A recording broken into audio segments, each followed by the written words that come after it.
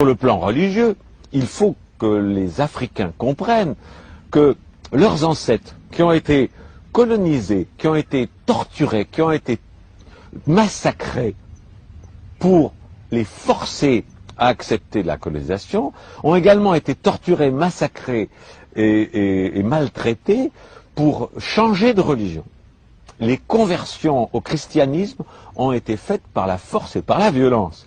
Alors, imaginez, et les ancêtres que vous avez, peuple africain, sont toujours vivants sur la planète des Elohim.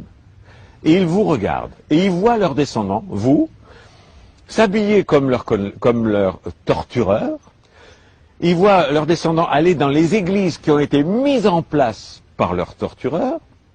Ils sont désespérés.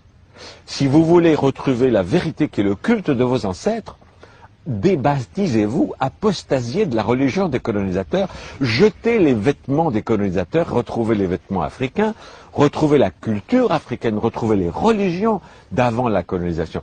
Alors là, vos ancêtres vont vous regarder en étant fiers et en disant, tiens, finalement, nos descendants sont finalement indépendants. Pour l'instant, vous ne l'êtes pas. C'est des blagues.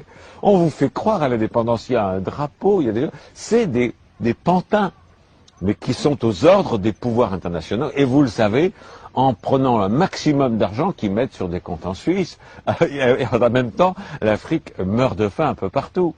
Le Vatican, s'il est tellement concerné par les pauvres et par la faim en Afrique et ailleurs, mais qui vendent le Vatican, et avec cet argent, il peut donner à manger à tout le monde. Parce que la religion chrétienne dont on vous vante les mérites et avec laquelle on vous a colonisé, a toujours dit la pauvreté c'est beau, n'avoir rien c'est beau. Ok, faites-le vous-même. Que le pape vende tout le Vatican, c'est une ville. Et avec l'argent, il y a de quoi nourrir tous les Africains pendant plus d'un siècle. Non, ils restent dans le luxe, mais dans les églises africaines, on continue de prêcher la pauvreté, l'humilité. Et c'est des blagues, c'est la suite de la colonisation.